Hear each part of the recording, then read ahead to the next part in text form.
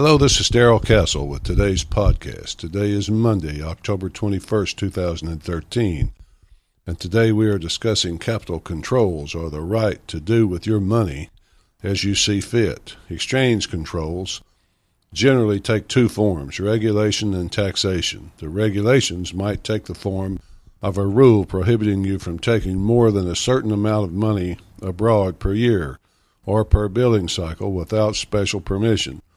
No money out of the country without state approval.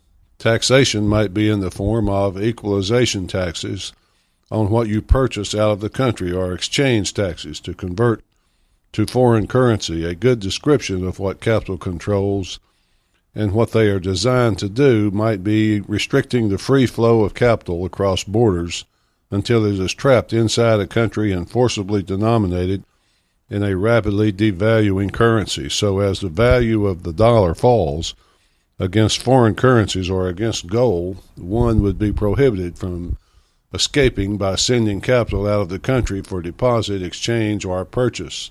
We have a recent example of this from J.P.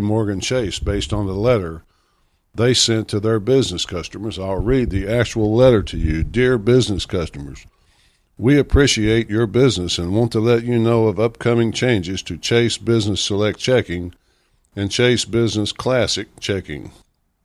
For your accounts listed above, starting November 17th, 2013, you will no longer be able to send international wire transfers. You will still be able to send domestic wires and receive both domestic and international wires. We'll cancel any international wire transfers, including recurring ones you scheduled to be sent after this date. Your cash activity limit for these accounts will be $50,000 per statement cycle per account.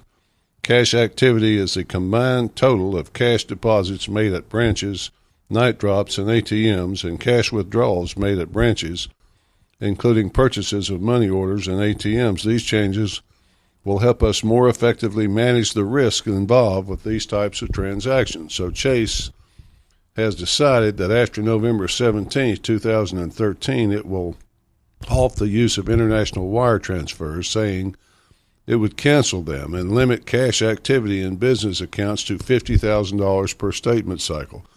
Cash activity is the combined total of cash deposits made at branches, night drops, and ATMs, and cash withdrawals made at branches and ATMs. As Zero Hedge puts it, reading between the lines, this sounds perilously close to capital controls to us.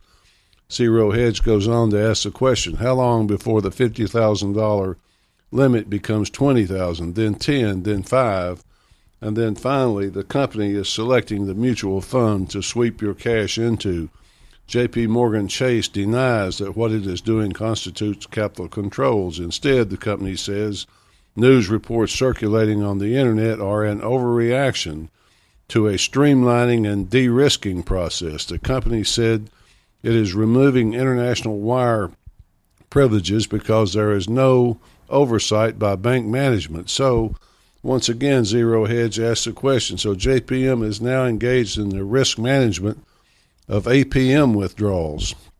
Capital controls have come to several nations recently. Cyprus is the best example during their recent bank problems. Argentina also, in the form of what can be exported, and the peso versus the dollar exchange rate. So creeping into America now come capital controls, a little bit at a time, but what can be done?